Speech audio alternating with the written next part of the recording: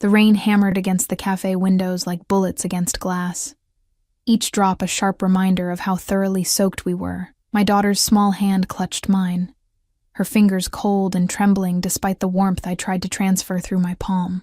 At 4 years old, she shouldn't have to walk through storms like this, but the bus had broken down 3 blocks away, and my umbrella had snapped in the wind before we'd made it halfway here. "Mama, I'm cold," Lily whispered, her voice barely audible above the cafe's ambient noise.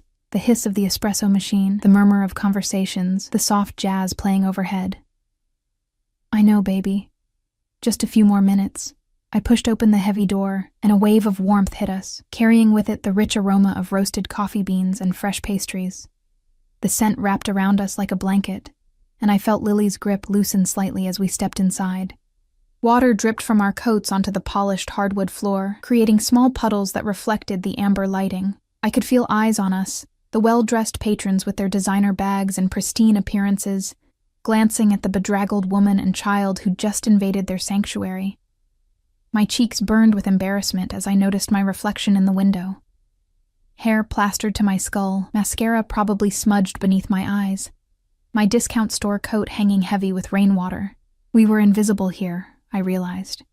Just another struggling single mother trying to find shelter from the storm. I guided Lily toward a small table in the corner, as far from the other customers as possible. My hands shook as I dug through my worn purse for my wallet, mentally calculating how much I could spend. $5 for a hot chocolate for Lily. Maybe I could afford a small coffee for myself if I skipped lunch tomorrow. The tips from my waitressing shift last night had been disappointing, and rent was due in 3 days. "Can I have the one with whipped cream?" Lily asked, her blue eyes, so much like her father's, looking up at me with hope. "We'll see, sweetheart." I brushed a wet strand of hair from her face, my heart aching at the way she tried to smile despite shivering. 4 years. 4 years since I'd left everything behind. Since I'd run from the golden cage that had been my marriage. Since I'd discovered I was pregnant and chose freedom over luxury. 4 years since I'd last seen him. The barista, a young woman with purple hair and kind eyes, took my order without judgment. I asked for the hot chocolate with whipped cream and the cheapest coffee on the menu for myself. As I fumbled with the damp bills in my wallet, I became aware of a shift in the cafe's atmosphere. The conversations seemed to lower, the jazz sounding suddenly distant. That peculiar silence that falls when something, or someone, commands attention without demanding it. A scent cut through the coffee and rain. Expensive cologne, leather, and something darker. Something that made the hair on the back of my neck stand up, made my breath catch in my throat, made every instinct I possessed scream danger. I didn't need to turn around to know who had just entered. My body remembered before my mind could catch up. The way my pulse quickened, the way my skin prickled with awareness, the way 4 years of distance collapsed in an instant. "Keep the change," a voice said near the counter, deep, controlled with that slight accent that had once whispered promises against my skin in the dark. A voice I'd tried to forget in 1,000 sleepless nights. My hands froze on the counter. The barista's eyes widened slightly as she looked past me, and I saw her swallow hard. In my peripheral vision, I caught movement. 2 large men in dark suits positioning themselves near the door. Security. Of course he wouldn't travel alone. He never had, even back then. "Mama?" Lily's voice pulled me back, and I forced myself to move, to take the receipt, to breathe. "Just a minute, baby," I managed, my voice somehow steady despite the chaos in my chest. I turned slowly, deliberately keeping my eyes down, and began walking back to our table, but I couldn't help it. My gaze lifted, drawn like a moth to flame, and I saw him. 4 years had only sharpened him. Dante stood near the entrance, water droplets clinging to his black wool coat, which probably cost more than my entire year's rent. His dark hair was slightly longer than I remembered, swept back from his face in a way that emphasized those razor-sharp cheekbones and that jaw that looked carved from marble. But it was his eyes that stopped me, those storm-gray eyes that had once looked at me like I was his entire world, like I was something precious he'd killed to protect, or possess. They found mine across the cafe, and the world tilted. I saw the recognition hit him, saw something flicker in those carefully controlled features. Surprise, then hunger, then something that looked almost like pain before his expression shuddered into the mask he wore so well. His hand, reaching for his phone, stopped mid-motion. One of his security detail said something to him, but Dante raised a single finger, silencing the man without looking away from me. The air between us felt electric, charged with 4 years of silence and everything left unsaid. I broke eye contact first, my survival instincts finally kicking in. My hands trembled as I made my way back to Lily, who was swinging her feet and humming softly, completely unaware that the most dangerous man I'd ever known was 20 feet away. "Here, sweetie," I said, my voice too bright, too false. I helped her out of her wet coat and draped it over the back of her chair, then did the same with mine, acutely aware that I was buying time, that I was delaying the inevitable. The barista brought our drinks, Lily's hot chocolate piled high with whipped cream, my simple black coffee. Lily's face lit up, and for a moment, I could almost pretend everything was normal. "Thank you, Mama." She reached for the cup, and I helped her, wrapping her small hands around the warmth. "Careful, it's hot. Blow on it first." She blew dramatically, sending a small shower of whipped cream onto the table, and giggled. The sound was pure joy, pure innocence, and it cracked something in my chest. This was why I'd left. This freedom, this simple happiness, this life where we weren't trapped in a world of violence and shadows. Even if it meant struggling, even if it meant poverty, even if it meant... "Excuse me."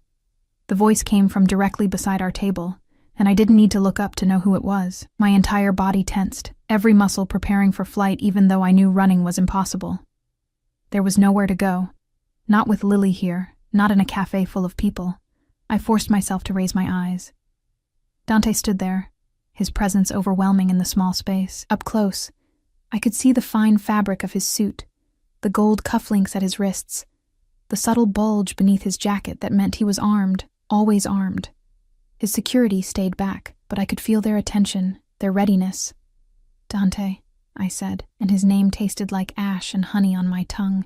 His eyes moved from me to Lily, and I watched his entire body go still. Lily, oblivious, was focused on carefully sipping her hot chocolate, her small face serious with concentration.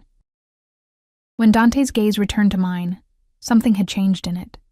Something calculating and intense and possessive in a way that made my stomach drop. 4 years, he said softly, his voice controlled, but with an edge that made it clear he was anything but calm.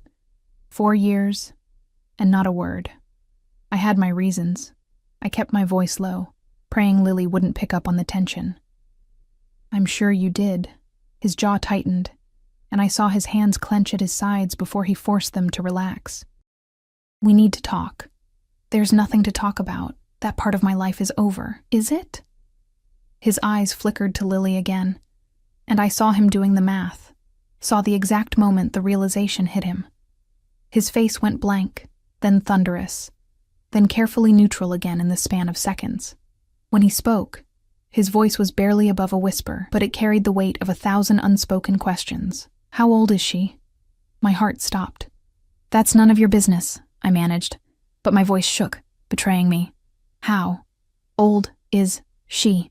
Each word was precise, controlled, deadly. Before I could answer, Lily looked up, her blue eyes, his eyes, curious. "Mama, who is this man?" Dante's breath caught, audible even in the busy cafe. He stared at her like she was a ghost, like she was everything he'd ever wanted and everything he'd never known he'd lost. He started, then stopped, seeming at a loss for words for the first time since I'd known him. "He's an old friend," I said quickly, standing up, positioning myself between them. "We were just saying hello. He was just leaving." "Was I?" Dante's eyes met mine, and in them I saw a storm brewing. Anger, betrayal, hunger, and something that looked dangerously like joy. "I don't think so. In fact, I think we have a great deal to discuss, privately. I'm not going anywhere with you." "Then we'll talk here." He pulled out the chair across from Lily and sat down before I could protest, his movements fluid and graceful despite his size. One of his security men stepped forward, but Dante waved him back. 20 minutes. That's all I'm asking. You don't get to ask me for anything anymore." "Don't I?" He leaned forward, his voice dropping lower, intimate in a way that made my skin flush despite everything. You left in the middle of the night. You disappeared. I looked for you everywhere, spent a fortune, turned the city upside down.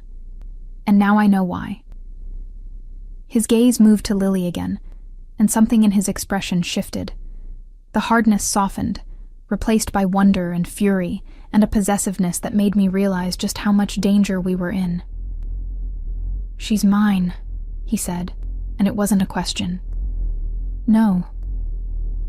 Look at her. Those eyes, that chin. She's mine, and you kept her from me." His hand gripped the edge of the table, knuckles white. 4 years. 4 years of her life. You don't understand, then make me understand, right now. The threat in his voice was subtle but unmistakable.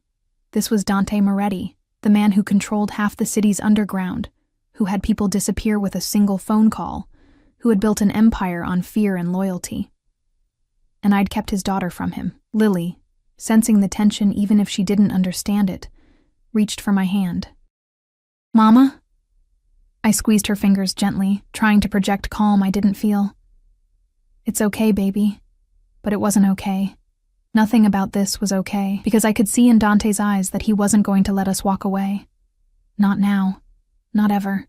4 years of freedom had just ended the moment we walked into this cafe. The moment our eyes met. The moment he saw what I'd been hiding. And the most terrifying part, a small, traitorous part of me felt relief. Relief that the running was over, that the constant looking over my shoulder could finally end, that the weight of secrets could finally be lifted. Even if it meant walking back into his world. Even if it meant surrendering the freedom I'd fought so hard to gain. Dante pulled out his phone, pressed a button, and spoke quietly. "Marco, bring the car around to the cafe on 5th, and clear my afternoon." "Wait," I started, but he cut me off with a look. "We're not having this conversation here." "Not in front of—" He paused, his throat working. "Not in front of our daughter. You're going to get your coats, and we're going somewhere private, somewhere warm. Somewhere she can eat properly while you explain to me why you've been living like this." His eyes raked over my discount store clothes, my worn purse, the desperation I couldn't quite hide. "Why you've been struggling when you could have had everything. I didn't want your everything, that's why I left. And took my child." The words were soft but laced with fury. "We'll discuss your reasons, all of them. But first, Lily needs dry clothes and food, and you—" He stood, towering over me. And despite everything, despite the fear and the anger, my body responded to his proximity the way it always had. "You need to stop running. The game is over, Elena. 4 years is long enough." He turned and walked toward the door, his security falling into step around him. Then he paused and looked back, his eyes finding mine across the cafe. 5 minutes. If you're not outside in 5 minutes, I'll come back in, and we'll do this the hard way. Your choice." Then he was gone, leaving behind only the scent of expensive cologne and the ruins of the careful life I'd built. Lily tugged on my sleeve. "Mama, why are you crying?" I touched my cheek and found it wet. I hadn't even realized. "It's nothing, baby. It's been a long day." Through the window, I could see a black SUV pulling up to the curb, sleek and predatory. Dante stood beside it, his coat collar turned up against the rain, his eyes never leaving the cafe entrance, waiting. Always so patient when it came to getting what he wanted. And now, he wanted her. Wanted us. I had 3 minutes to decide. Walk out that door and face whatever came next, or try to run again and spend the rest of my life looking over my shoulder, knowing he'd never stop searching. Lily finished her hot chocolate and looked up at me with complete trust. "Can we go home now?" Home. Such a simple word for something that no longer existed, because the moment Dante Moretti discovered he had a daughter, everything changed. The question wasn't whether I'd lose her. It was how much of myself I'd have to sacrifice to keep her safe from his world, or worse, how much I'd have to become part of that world again. I helped Lily into her damp coat, my hands moving mechanically while my mind raced. Outside, Dante checked his watch. 2 minutes left. The rain continued to fall, washing away the last remnants of my carefully constructed fantasy that we could ever truly escape him. I stepped out into the rain with Lily's hand in mine, and immediately felt the weight of Dante's gaze.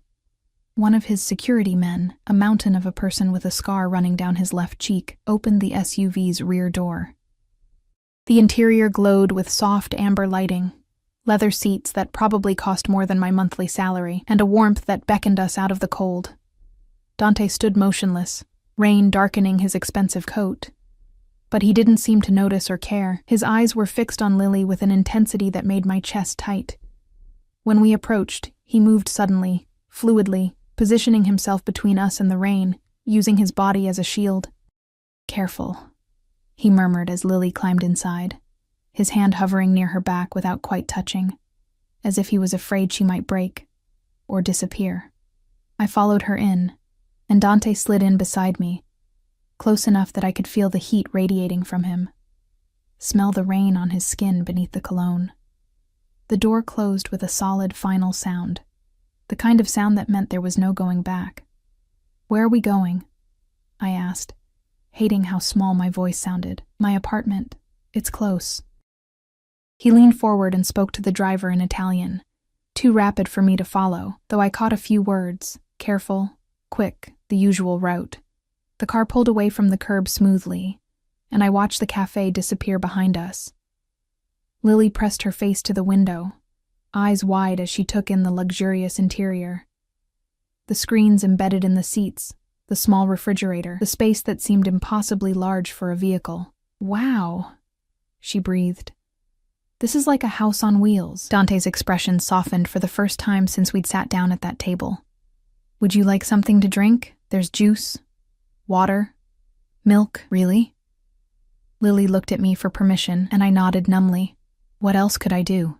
He retrieved a bottle of apple juice from the refrigerator, opened it carefully, and handed it to her. His movements were precise, controlled, but I could see the tremor in his fingers, the barely contained emotion beneath the surface. "Thank you," Lily said automatically, the manners I'd drilled into her kicking in. "You're welcome." His voice cracked slightly on the words, and he cleared his throat, looking away. When his eyes met mine, they were burning with questions, accusations, and something that looked dangerously like longing. The drive took less than 10 minutes, but it felt like hours. Dante made small talk with Lily, asked her about her favorite color, what she liked to do, if she enjoyed stories. She answered with the easy openness of a child who didn't understand that the man asking was dangerous, that he could take everything away from us with a single command. Every word she spoke, every smile she gave, I watched Dante fall further under her spell. His jaw would tighten when she laughed, his hands would clench when she mentioned something I'd taught her, and his eyes never left her face, drinking in every detail as if memorizing her. We pulled into an underground garage. Not the parking structure I'd expected, but a private entrance with a gate that required security codes and facial recognition. The SUV descended 2 levels before stopping in a space marked with Dante's initials. 2 more security personnel appeared from nowhere, scanning the area before giving Dante a subtle nod. "Stay close," he said, and I wasn't sure if he was talking to me or his men. The elevator was mirrored and modern, requiring a keycard and fingerprint to access the penthouse level. Lily stood between us, clutching her juice box, humming softly. In the reflection, I could see the 3 of us together, a family portrait that never should have existed. Dante stood rigid, his eyes flickering between Lily and me, his jaw working as if he was holding back 1,000 words. The doors opened directly into his apartment, and I fought to keep my expression neutral. I'd forgotten, or maybe forced myself to forget, the sheer opulence of his world. Floor-to-ceiling windows overlooked the city, rain streaming down the glass like tears. The furniture was modern and expensive, all clean lines and rich fabrics. Original artwork hung on the walls, pieces I recognized from magazines, paintings worth more than I'd earn in 10 lifetimes. "Maria!" Dante called out, and a woman in her 50s appeared from what I assumed was the kitchen. She wore a simple gray dress and an expression of professional courtesy that faltered slightly when she saw me and Lily. "We have guests. The child needs dry clothes and food, something warm, and find something appropriate for her mother as well." Of course, Mr. Moretti. Maria's eyes lingered on Lily with barely concealed curiosity before she hurried away. I don't need... I started. But Dante cut me off. You're soaked through. Lily is shivering. This isn't negotiable. He crouched down to Lily's level, and the movement was so unexpectedly gentle that it made my throat tight. Would you like to see something special while Maria gets you some warm clothes? Lily looked at me, uncertain, and I nodded. What choice did I have? He led us through the apartment to a room I'd never seen before, a library with walls of books reaching toward a vaulted ceiling. But in the corner, partially hidden behind a leather chair, sat something that made Lily gasp. A massive dollhouse, 3 stories tall, with intricate furniture and tiny inhabitants frozen in their perfect lives. My mother's, Dante said quietly. She made it when she was young. I thought... He trailed off, shaking his head.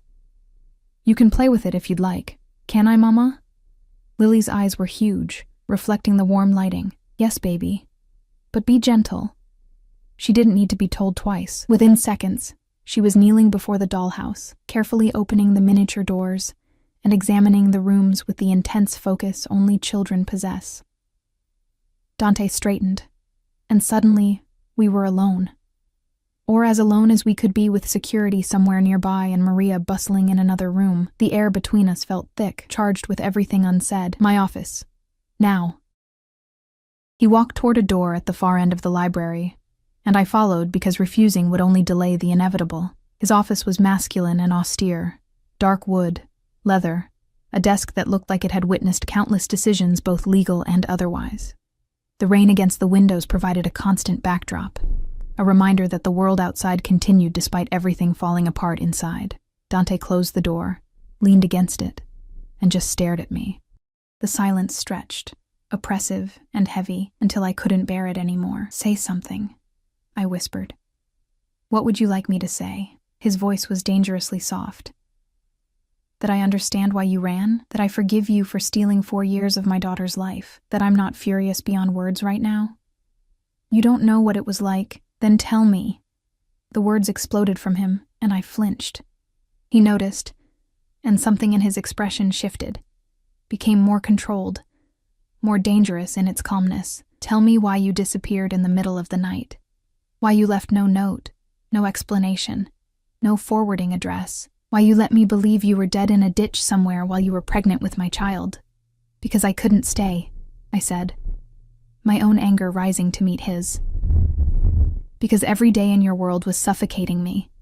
Because I didn't want my child growing up surrounded by violence and fear and what? Protection? Wealth? Everything she could ever need? He pushed off the door, closing the distance between us in 2 strides. Look at you, Elena. Your clothes are threadbare. You're too thin. You were counting change to buy your daughter a hot chocolate for God's sake. Is this the better life you chose? It's an honest life. It's safe. Safe? He laughed, but there was no humor in it. You think you've been safe? You think I haven't had people looking for you this entire time? The only reason you stayed hidden is because you were smart enough to go so far off the grid that even my best people couldn't find you. But safe. You've been one piece of bad luck away from disaster, and you know it. I hated that he was right. Hated that every month was a struggle. That every unexpected expense sent me into panic. That I'd had to choose between fixing my car and buying Lily new shoes last month. At least she's been free, I said weakly. Free from what? Her father? Her heritage? Her birthright. He moved closer, and I backed up until my legs hit the edge of his desk. She's 4 years old, Elena, 4. And I've missed all of it. Her first words, her first steps, her first birthday. Every single milestone, every moment, you stole that from me. You would have consumed her, I shot back, like you consumed me. You would have wrapped her in bulletproof glass and armed guards and turned her into a prisoner in a golden cage, just like you did to me. Is that what you think? His voice dropped to barely a whisper, and somehow that was more terrifying than his anger. That I imprisoned you, didn't you? Every time I wanted to go somewhere, there were guards. Every friend I made was investigated. Every choice I made had to be approved by you or your people. I couldn't breathe, Dante. I was drowning. I was protecting you. His hands gripped the desk on either side of me, caging me in. Do you have any idea how many enemies I have? How many people would have loved to use you against me? I gave you everything except freedom. Freedom. He said the word like it tasted bitter. And what has your freedom gotten you? Poverty? Exhaustion?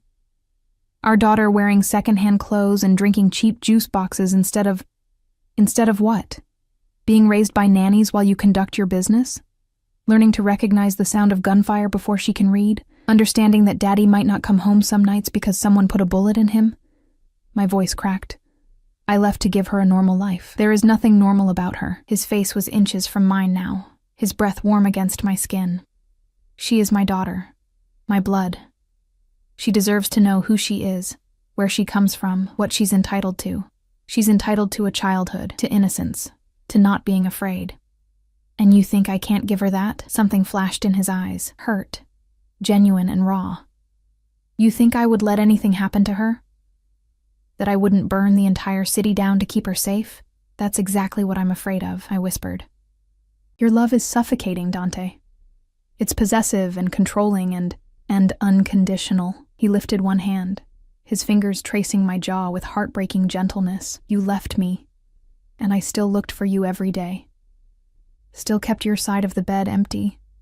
Still hoped that maybe, somehow you'd come back. Do you have any idea what it did to me when you vanished? When I came home and found you gone? I closed my eyes against the intensity in his gaze, against the memory of that night. I'd waited until he left for a meeting, packed a single bag, and run. I'd left my phone, my credit cards, everything that could be traced. I'd disappeared into the night like a ghost, and part of me had died doing it. I had to, I said. For both of us. No. His thumb brushed across my lower lip, and my breath caught despite everything. You were afraid. I understand that now. But running solved nothing. It just prolonged the inevitable. What inevitable? This. His voice dropped lower, became intimate in a way that made heat pool in my stomach despite my anger. Us. In the same room again. Our daughter in the next room. The three of us, together, as we should have been all along. Dante. She has my eyes. Did you know that? The exact shade. The exact shape. When she looked at me in that cafe, it was like looking at my mother's childhood photographs. His forehead touched mine, and I could feel him trembling with restrained emotion. You gave me a daughter, Elena, a perfect, beautiful daughter, and I didn't even know she existed. I'm sorry, I whispered, and I meant it. Whatever my reasons, whatever my fears, I couldn't deny that I'd taken something precious from him. I'm sorry you missed so much. Sorry doesn't give me back 4 years. He pulled away abruptly, leaving me cold. But we can't change the past. We can only move forward, and moving forward means decisions need to be made. The way he said it made my blood run cold. What kind of decisions? Practical ones. He walked to the window, hands clasped behind his back, every inch the Don contemplating strategy. Lily is mine. That's not debatable, which means she needs proper protection, proper resources, proper everything. And you, he turned, his expression unreadable. You're her mother. That complicates things. Complicates things how? I could take her. The words were matter of fact, devastating in their simplicity. I have the resources, the lawyers, the power. You're barely scraping by. Any judge would see that I can provide a better life. You wouldn't. But even as I said it, I knew he could. Knew he would, if pushed. I don't want to. He crossed back to me, his expression softening slightly. Despite everything, despite the anger and the betrayal, I don't want to take her from you. You're her mother. She loves you. Taking her would hurt her, and I won't do that. Relief flooded through me, so intense I felt dizzy. Thank you. But there are conditions. Of course there were. With Dante, there were always conditions. What conditions? You move in here. Both of you. I have more than enough space and it's secure. Lily will have everything she needs. Education, clothes, activities, whatever makes her happy. You'll have a stipend, access to whatever you need. In exchange, I get to be her father. I get to make up for lost time. You want us to live with you. My mind reeled at the implications. I want my daughter under my roof, protected by my people, safe from anyone who might want to use her to get to me, and I want you where I can see you, where you can't run again. His eyes bore into mine. This is non-negotiable, Elena. Either you agree, or we do this the hard way through courts and lawyers and custody battles that will drain what little money you have. Your choice. It wasn't a choice at all, and we both knew it. How long? I asked quietly. How long what? How long do we have to live here? Something dangerous flickered in his expression. As long as it takes. As long as what takes. He stepped closer, crowding into my space again, his presence overwhelming. As long as it takes for you to remember why you married me in the first place. Why you said yes when I asked. Why you looked at me like I was your entire world before fear made you run. Dante, I never stopped loving you, Elena. Never stopped wanting you. Never stopped believing you'd come back. His hand cupped my face, and despite everything, I found myself leaning into his touch. 4 years apart doesn't change what we had, what we could have again. We can't go back. No. But we can move forward. Together. He leaned in, his lips brushing my ear. Say yes. Agree to this. Let me take care of you both. Let me be the father I should have been from the beginning. In the next room, I could hear Lily's delighted laughter as she discovered something new in the dollhouse. The sound tugged at something deep in my chest. The knowledge that she deserved more than I'd been able to give her alone, and if I say no, then I make good on my threat. I take her through legal channels, and you visit her on weekends if you're lucky. His voice hardened. I don't want to do that, but I will if you force my hand. I've already missed 4 years. I won't miss another day. I looked up at him. At this man I'd once loved enough to marry, feared enough to flee. His eyes held that same intensity that had drawn me to him in the first place. That absolute certainty, that unwavering focus when he wanted something. And right now, he wanted us. Okay, I heard myself say. We'll stay, but I have conditions too. Name them. Lily comes first. Always. Whatever happens between us, she's protected from it. She doesn't see violence, doesn't hear about your business, doesn't grow up afraid. Agreed. And I want her to have a normal childhood. Play dates, birthday parties, friends from school. Normal things, not just guards and gates and isolation. His jaw tightened, but he nodded. Within reason. I won't compromise her safety, but I'll try. One more thing. I met his eyes squarely. Whatever this is between us, whatever you think it could be, I'm not making any promises. I'm here for Lily. Not for you. Something flashed in his expression. Hurt, anger, determination. We'll see about that. Before I could respond, Maria knocked softly on the door. Mr. Moretti? I have clothes for the little one, and lunch is ready. Dante stepped back, his mask of control sliding into place. Thank you, Maria. We'll be right there. He offered me his hand, and after a moment's hesitation, I took it. His fingers closed around mine, warm and strong and possessive in a way that made my pulse jump. Welcome home, Elena, he murmured as he led me back toward the library, toward our daughter, toward a future I couldn't escape. Welcome home. The first night in Dante's penthouse felt like sleeping in a museum. Everything was too clean, too perfect, too expensive to touch. Maria had shown us to a guest suite. 2 connecting rooms with a shared bathroom that sparkled like something from a luxury hotel. Lily's room had been hastily furnished with items that must have cost a fortune. A canopy bed with silk sheets, stuffed animals still bearing price tags, toys arranged on pristine shelves. Mama, look!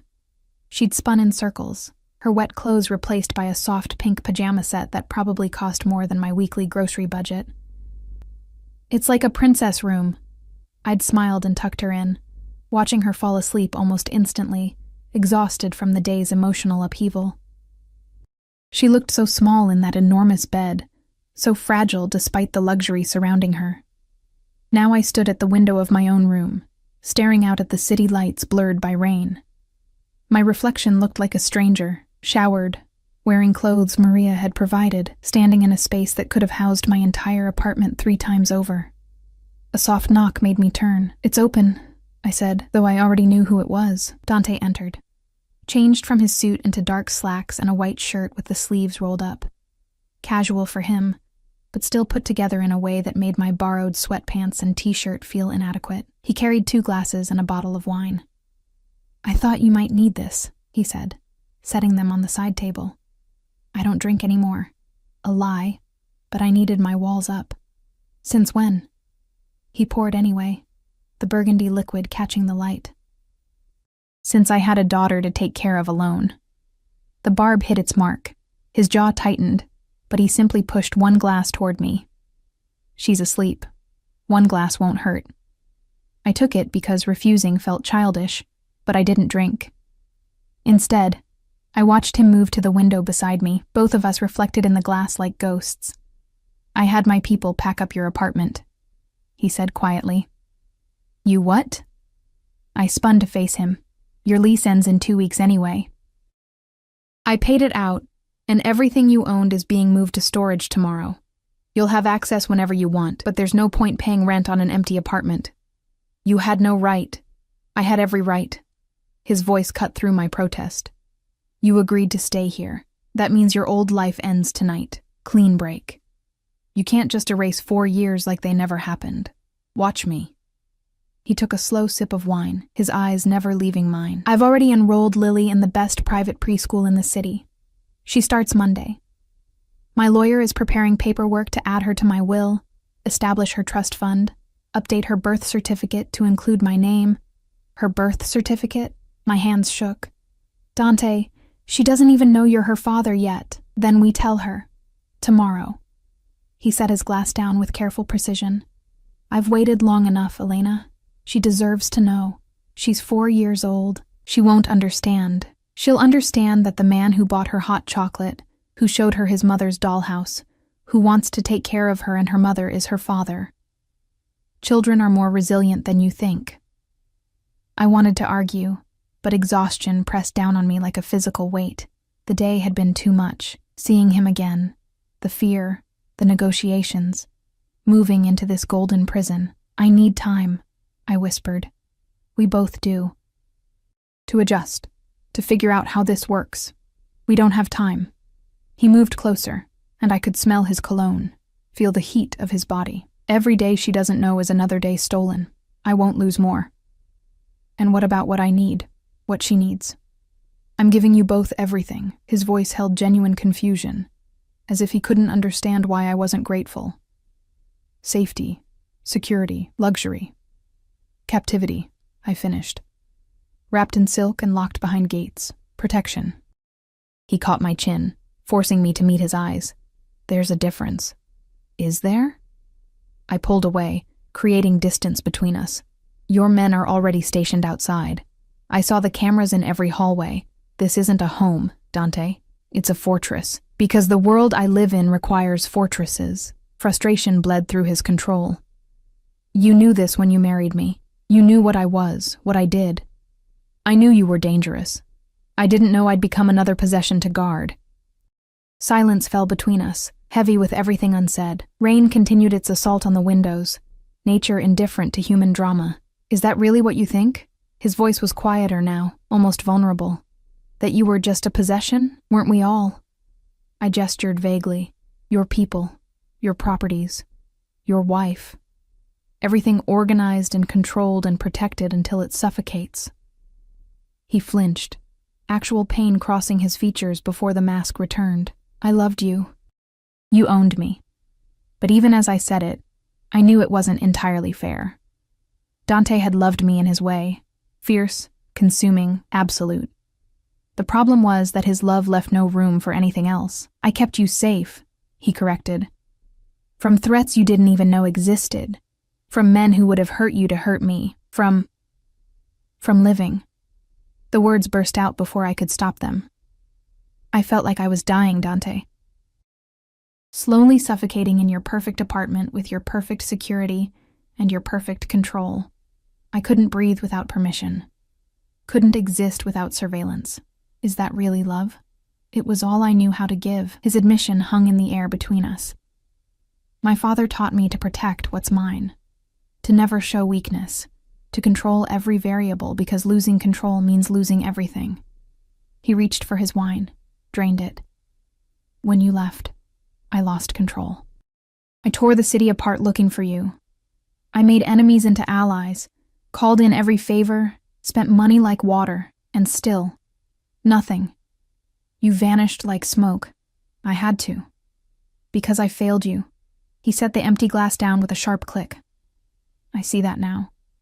I was so focused on keeping you safe that I never asked if you were happy.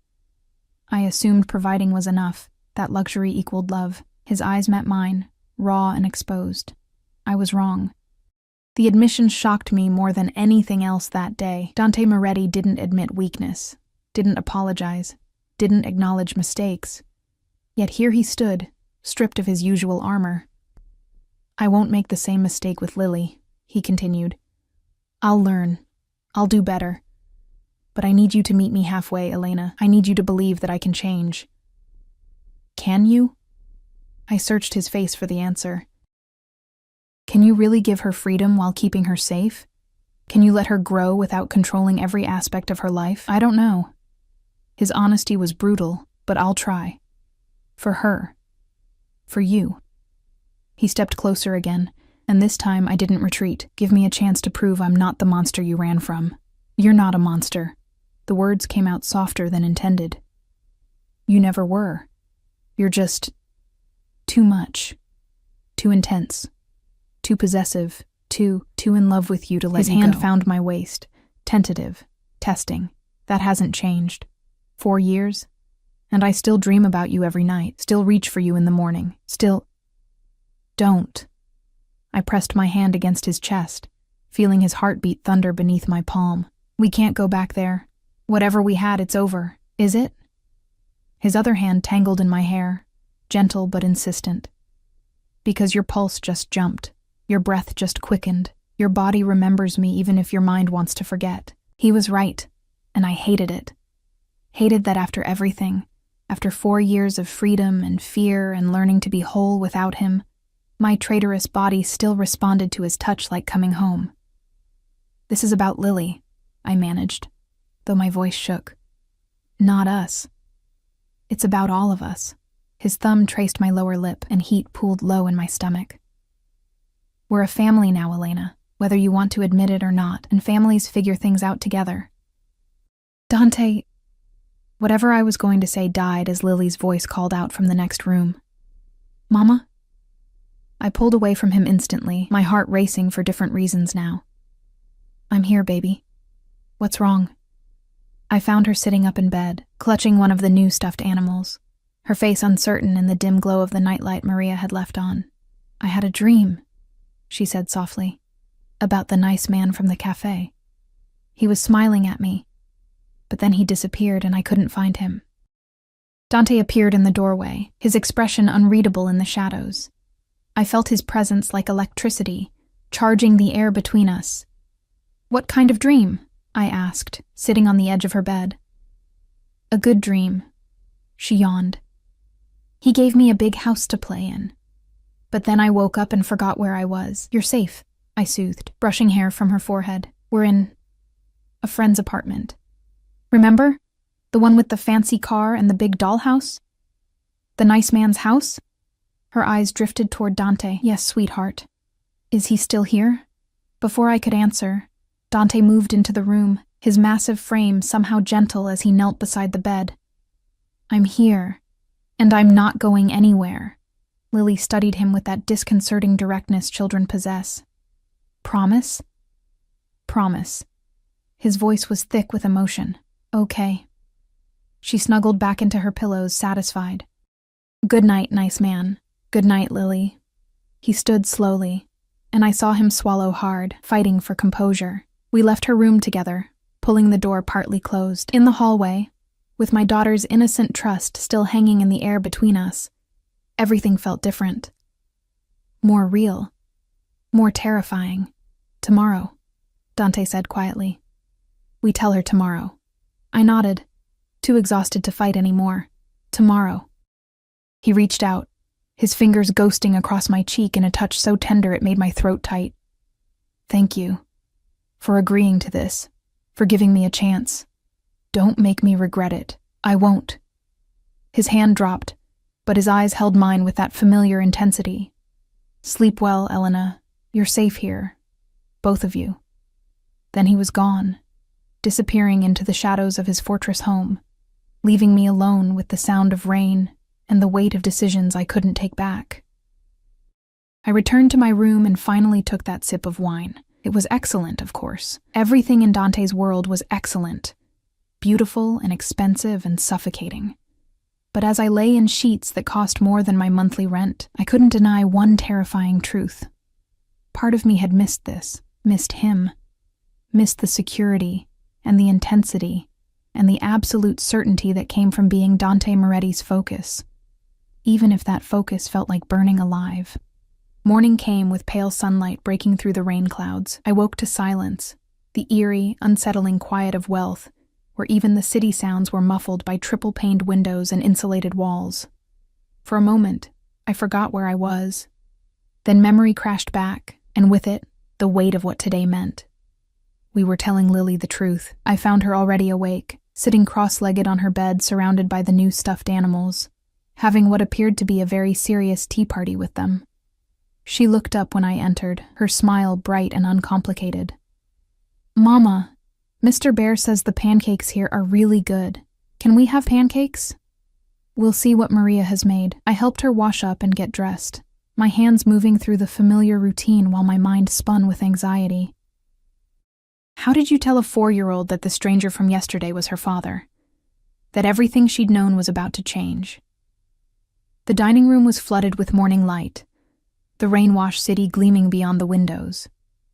Dante sat at the head of a table that could seat 12, dressed in a dark suit, reading something on his tablet. He looked up when we entered, and the transformation in his expression, from cold business to warm welcome, was startling. "Good morning." He stood, pulling out chairs for us. "I hope you slept well." "The bed was really soft," Lily announced, climbing into her seat. "Like sleeping on a cloud. I'm glad." His voice held a roughness that spoke of emotion barely contained.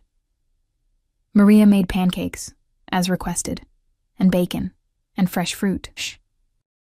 The breakfast that appeared was ridiculous in its abundance. Golden pancakes stacked high, crispy bacon, berries that looked hand-selected for perfection, fresh squeezed orange juice in crystal glasses. Lily's eyes went wide. "This is all for us?" "All for you, Piccola." The Italian endearment slipped out naturally, and I saw Lily tilt her head, curious but not afraid. We ate in relative silence, Lily focused on her pancakes, Dante and I exchanging loaded glances over her head. Finally, he set down his fork and cleared his throat. "Lily, your mother and I need to talk to you about something important." She looked up, syrup on her chin, immediately sensing the shift in tone. "Am I in trouble?" "No, sweetheart. Not at all." I wiped her face gently. "We just need to tell you something good." Dante's hand clenched on the table, knuckles white. I'd never seen him nervous before. Not when facing down rivals, not when making deals worth millions, not even on our wedding day.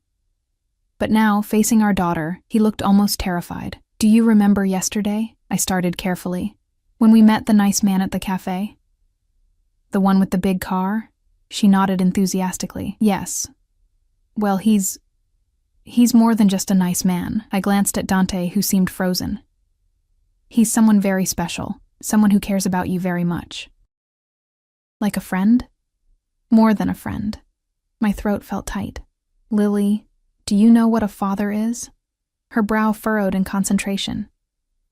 "Tommy at daycare has a father. He says his daddy takes him to the park and reads him stories." "That's right.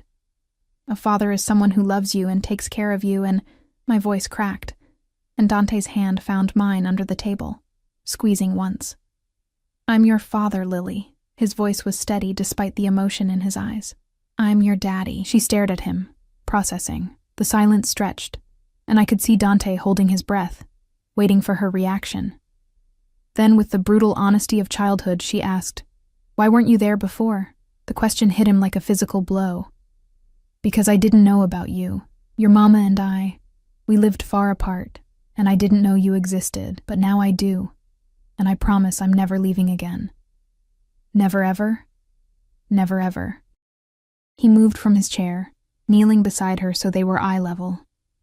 I know this is confusing. I know I'm a stranger to you right now. But I want to be your daddy if you'll let me. I want to take you to the park and read you stories and make sure you're happy and safe always. Lily studied him with those blue eyes. His eyes that saw too much. Do I have to call you daddy? You can call me whatever feels right. Dante, if you prefer. Or nothing at all, until you're ready. She thought about this, her small face serious. Then, can you read stories as good as Mama? A smile broke across his face, genuine and devastating. I'll try my very best, okay? She turned back to her pancakes, apparently satisfied with this life-altering information. Can I have more syrup? I laughed, the sound half sob, half relief. Only a child could accept such monumental news and immediately return to breakfast. Dante stood slowly, and when his eyes met mine, they were bright with unshed tears. The rest of the morning passed in a strange domestic tableau. Dante canceled his meetings, something his assistant seemed shocked by, based on the phone call I overheard. He spent hours with Lily, showing her around the penthouse, answering her endless questions with patience I didn't know he possessed. I watched from doorways and windows, this man I'd married becoming the father I'd denied him the chance to be. He was gentle with her, careful, as if she might break. When she asked to see his office, he showed her. When she wanted to push all the buttons in the elevator, he let her. When she asked why he had so many phones, he simply said it was for work. But I also noticed the other things. The security check-ins every hour, the way his men reported to him in hushed voices, the darkness that crept into his expression when he thought no one was watching. This was still Dante Moretti, crime lord, dangerous man, killer when necessary. The tenderness with Lily didn't erase what he was. By afternoon, Lily had worn herself out and gone down for a nap in her princess room. Maria was grocery shopping with a list of Lily's favorite foods I'd provided. And I found myself alone with Dante in his study, rain starting again outside. She accepted it better than I expected, I said, standing by his desk where he was supposedly working, though I'd seen him staring at the same document for 20 minutes. Children are adaptable. He set down his pen. It's the adults who complicate things. Speaking of complications, we need to discuss boundaries. Boundaries. He repeated the word like it was foreign. Yes. Ground rules. Like what you tell her about your work. How involved your people are in her daily life. Whether she's allowed to leave the building without... She doesn't leave without security. That's non-negotiable. Dante... Elena. He stood, moving around the desk. I've already received 3 credible threats since word got out I have a daughter. 3, in less than 24 hours. Do you understand what that means? Cold dread settled in my stomach. Word got out? Already? My enemies aren't stupid. They watch. They listen. They piece things together. A woman and child entering my building, staying overnight. Me canceling all my meetings. He ran a hand through his hair, frustration evident. I've made arrangements. Extra security, vetted personnel only, restricted access to this floor. But she cannot be unprotected. Not ever. This is exactly what I was afraid of. My voice rose despite my attempt at calm.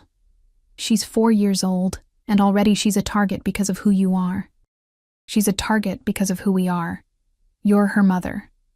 That makes you vulnerable too. He caught my shoulders, his grip firm. This is the reality, Elena. I can't change it.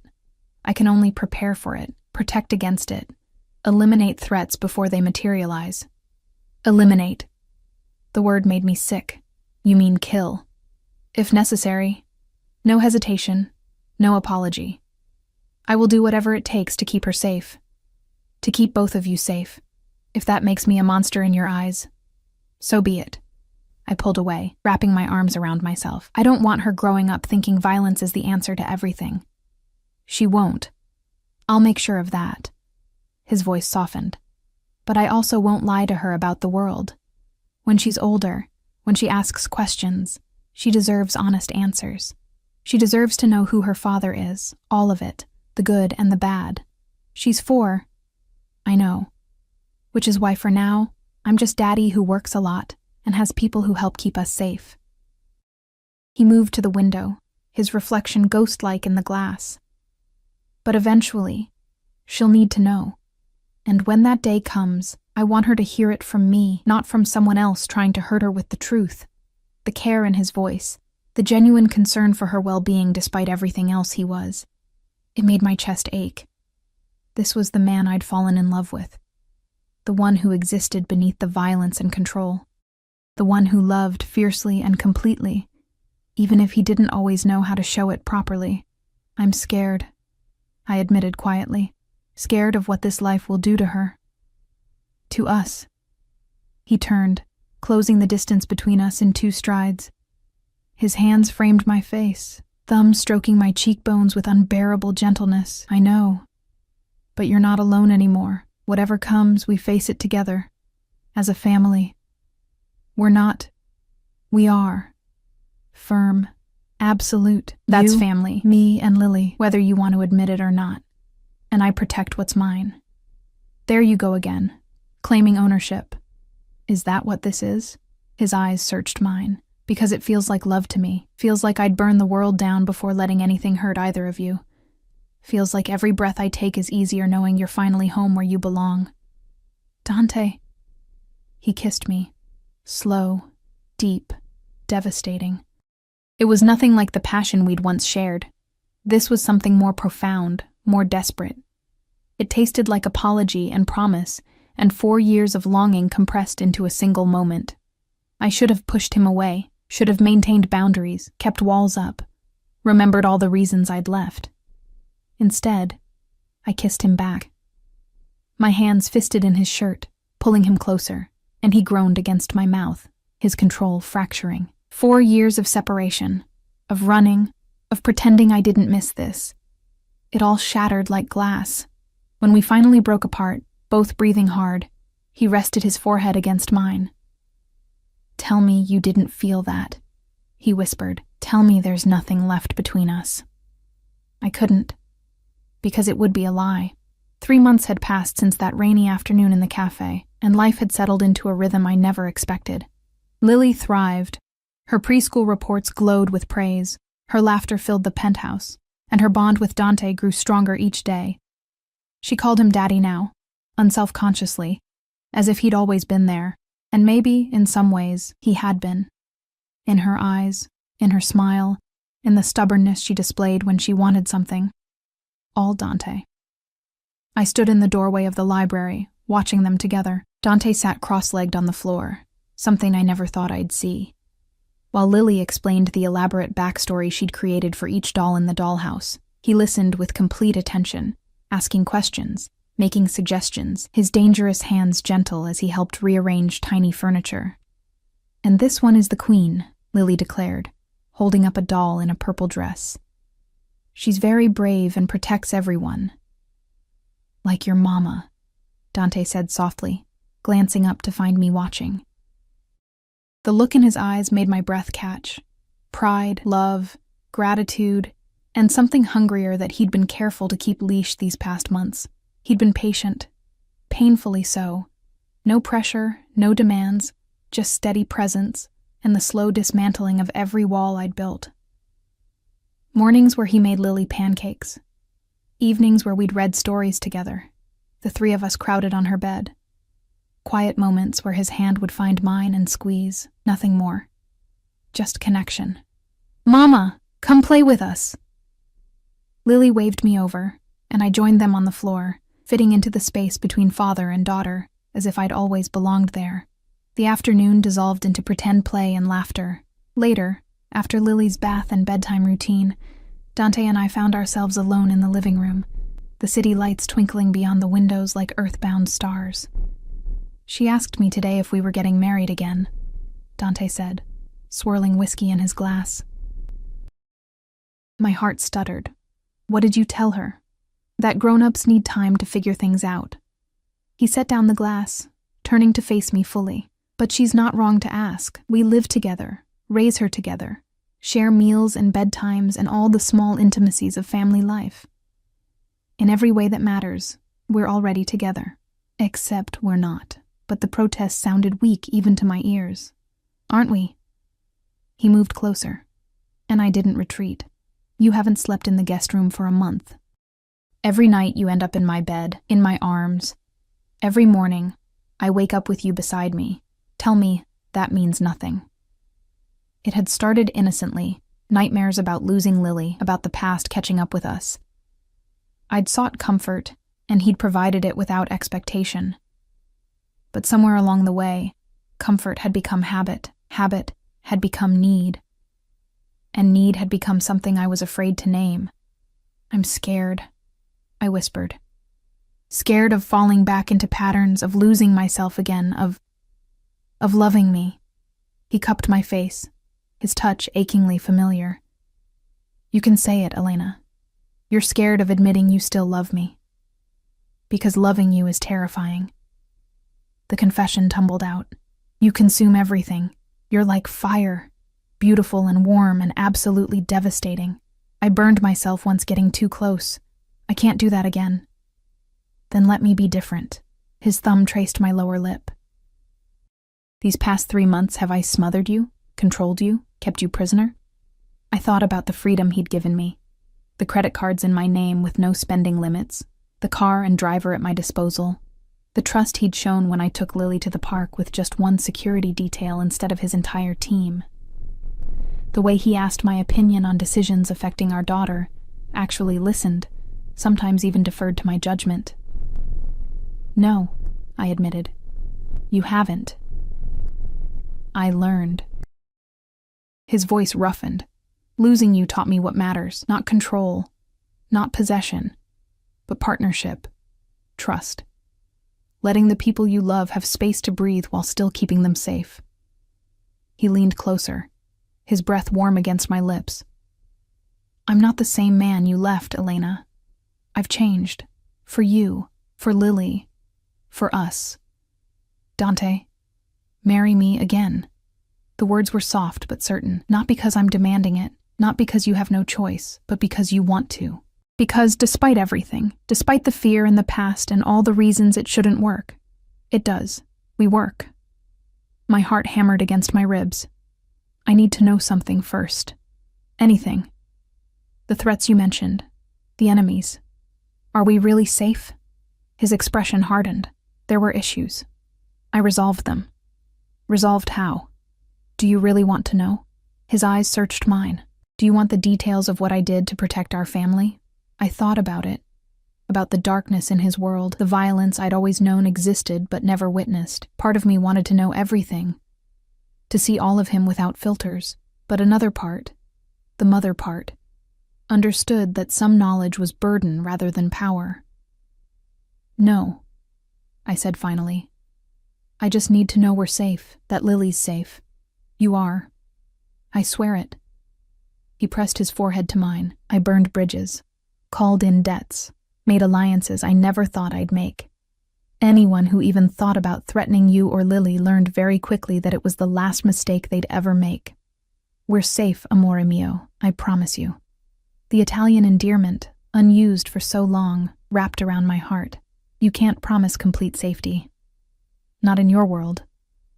No, but I can promise I'll die before I let anything happen to either of you. That I'll use every resource, every connection, every ounce of power I possess to keep you both protected.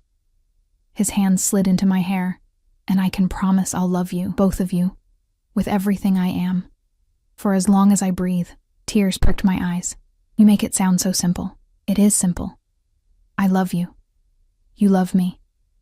We have a daughter who deserves parents who are together, who love each other, who can show her what family means. He kissed my forehead, soft and reverent. The rest is just details, important details, like the fact that your job is illegal, that you'll always have enemies, that our life will never be completely normal. No, but it will be ours. He pulled back enough to look at me properly. I can't give you normal, Elena. I can't promise white picket fences and neighborhood barbecues, but I can give you passion and protection, and a love so absolute it terrifies me. I can give you honesty, no more secrets, No more controlling everything behind your back. I can give you partnership in raising our daughter. And I can give you this." He pulled a small box from his pocket, and my breath stopped. Inside was a ring, not the massive diamond he'd given me the first time, but something simpler, a platinum band with 3 small stones: sapphire, diamond, ruby. "Blue for Lily's eyes," he explained softly. "White for new beginnings, red for the passion that brought us together and will keep us strong." He took my hand, his thumb stroking over my knuckles. "I had this made months ago, been carrying it every day, waiting for the right moment, waiting for you to be ready. Dante, you don't have to answer now. Take time. Think about it. But know this. Whether you say yes today or a year from now, I'm not going anywhere. This is where I belong. With you. With our daughter. Home." I looked at the ring, glinting in the low light. Looked at this man who'd been monster and lover, captor and protector, my greatest fear and my deepest love. Thought about 3 months of watching him become the father Lily deserved, the partner I'd needed, the man who'd learned from mistakes rather than repeating them. Thought about the kiss we'd shared in his study, the nights in his arms, the mornings waking up to his sleepy smile and gentle touches, the way my heart had started beating differently, had started feeling like home again. "Yes," I whispered.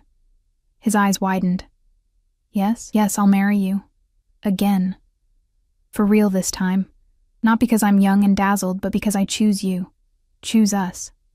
Choose this family we've built." I touched his face, feeling the tension in his jaw. "But I have conditions. Name them." His voice was hoarse. Complete honesty. No decisions about our life made without consulting me. No shutting me out when things get dangerous. I want to know what we're facing. Agreed. And we do this right. Therapy, maybe. Learning to communicate better. Building something healthy, not just passionate. Whatever you need. He slid the ring onto my finger and it fit perfectly. Of course it did. "Anything, everything. Just don't leave me again. Please." "I won't." And I meant it. I'm staying. We're staying. He kissed me then, deep and claiming and somehow tender. And I tasted salt. His tears or mine, I couldn't tell. 4 years of running, of fear, of pretending I could survive without him. All dissolved in that kiss. When we finally broke apart, he was smiling. Really smiling. The rare, unguarded expression that transformed his face from dangerous to devastating.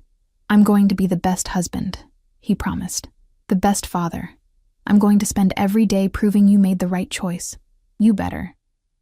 I smiled through my own tears, because if you revert to your controlling ways, I'm taking Lily and we're moving to the guest suite.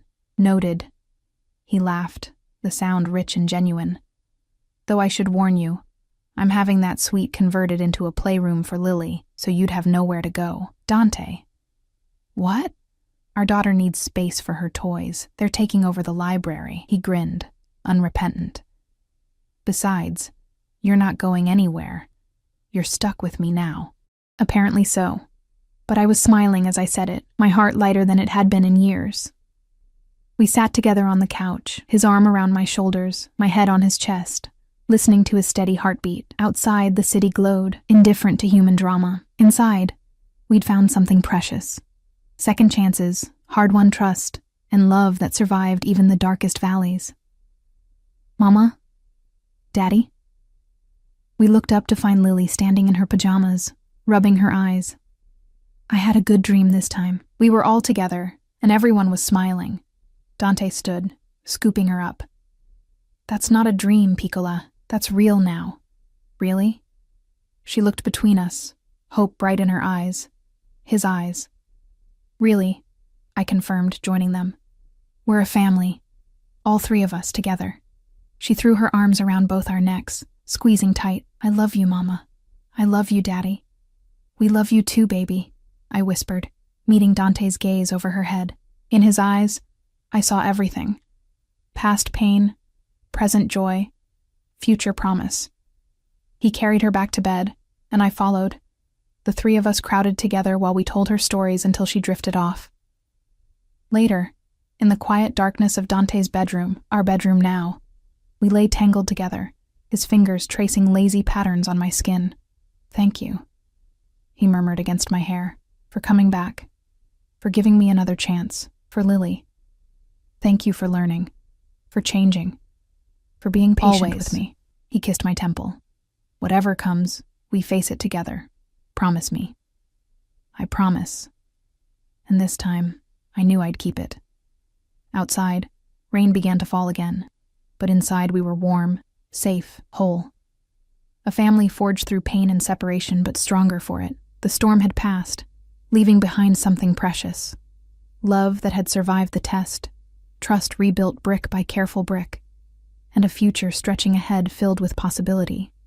I'd spent 4 years running from this man, from this life.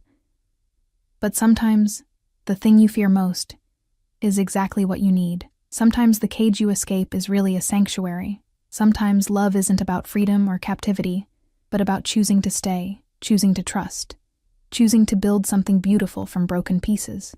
As I drifted toward sleep in Dante's arms, our daughter safe in the next room, I realized something profound.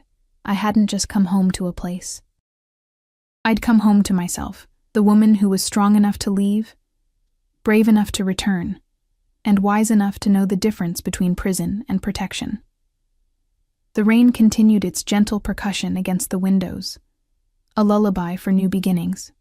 And for the first time in 4 years, I slept without nightmares, without fear, without the constant weight of secrets. I slept like someone who'd finally found where they belonged,